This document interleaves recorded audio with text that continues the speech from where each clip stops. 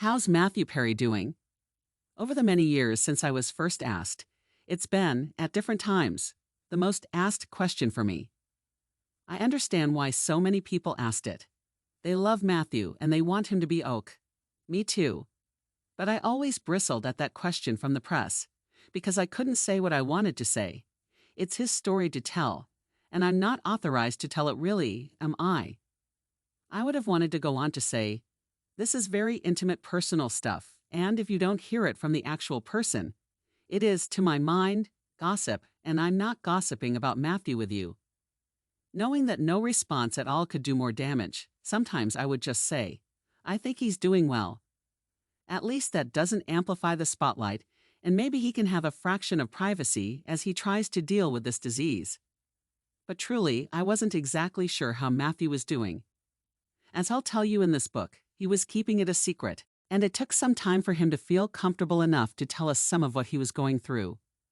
Over those years, I didn't really try to intervene or confront him, because the little I knew about addiction was that his sobriety was out of my hands. And yet, I would have periods of wondering if I was wrong for not doing more, doing something. But I did. Come to understand that this disease relentlessly fed itself and was determined to keep going. So I just focused on Matthew, who could make me laugh so hard every day, and once a week laugh so hard I cried and couldn't breathe. He was there, Matthew Perry, who is whip-smart, charming, sweet, sensitive, very reasonable and rational. That guy, with everything he was battling, was still there. The same Matthew who, from the beginning, could lift us all up during a grueling night shoot for the opening titles inside that fountain. Can't remember a time I wasn't in a fountain. What are we, wet? Can't remember a time I wasn't wet. After Friends, I didn't see Matthew every day, and I couldn't even hazard a guess with regard to his well-being. This book is the first time I'm hearing what living with and surviving his addiction really was. Matthew has told me some things, but not in this kind of detail. He's now letting us into Matthew's head and heart in honest and very exposed detail. And finally, no one needs to ask me or anyone else how Matthew's doing. He's letting you know himself. He has survived impossible odds, but I had no idea how many times he almost didn't make it. I'm glad you're here, Maddie. Good for you. I love you. Hi, my name is Matthew, although you may know me by another name. My friends call me Maddie, and I should be dead. If you like, you can consider what you're about to read to be a message from the beyond, my beyond. It's day 7 of the pain. And by pain, I don't mean a stubbed toe or the whole 10 yards. I capitalize pain because this was the worst pain I've ever experienced. It was the platonic ideal of pain, the exemplar. I've heard people claim that the worst pain is childbirth. Well, this was the worst pain imaginable, but without the joy of a newborn in my arms at the end of it. And it may have been day 7 of pain, but it was also day 10 of no movement. If you catch my drift, I hadn't taken a shit in 10 days. There's the drift. Something was wrong, very wrong. This was not a dull, throbbing pain like a headache. It wasn't even a piercing, stabbing pain, like the pancreatitis I'd had when I was 30. This was a different kind of pain, like my body was going to burst, like my insides were trying to force their way out. This was the no fucking around kind of pain. And the sounds. My God, the sounds. Ordinarily, I'm a pretty quiet, keep to myself kind of fella. But on this night, I was screaming at the top of my lungs.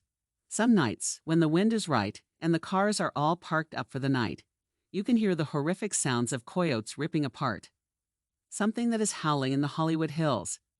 At first it sounds like children laughing way off in the distance, until you realize it's not that. It's the foothills of death. But the worst part, of course, is when the howling stops, because you know whatever has been attacked is now dead. This is hell. And yes, there is a hell. Don't let anyone tell you different. I've been there. It exists. End of discussion. On this night, the animal was me.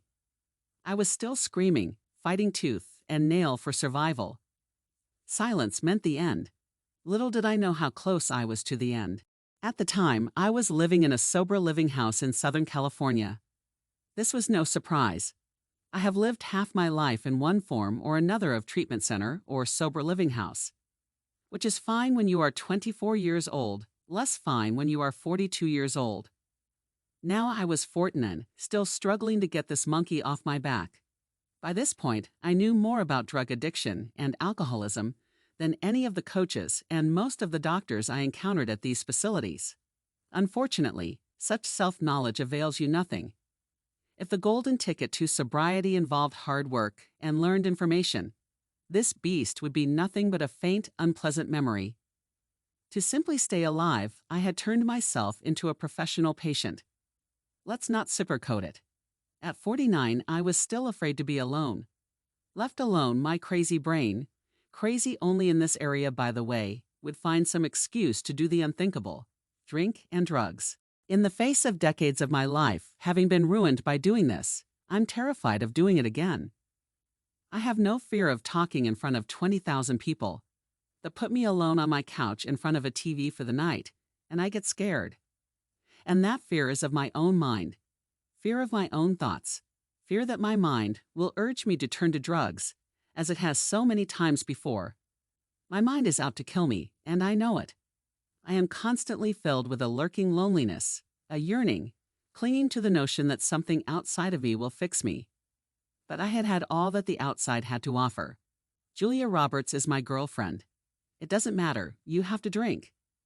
I just bought my dream house. It looks out across the whole city. Can't enjoy that without a drug dealer. I'm making $1 million a week. I win, right? Would you like to drink? Why, yes, I would.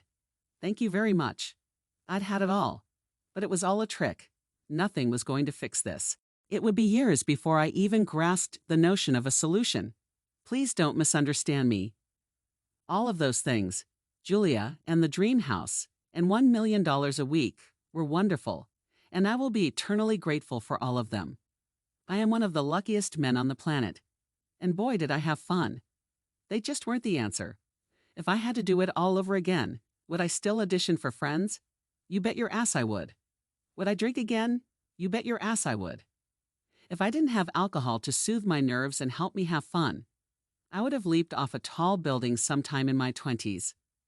My grandfather, the wonderful Alton L. Perry, grew up around an alcoholic father, and as a result, he never touched a drink in his life. All 96 long, wonderful years of it. I am not my grandfather. I don't write all this so anyone will feel sorry for me. I write these words because they are true.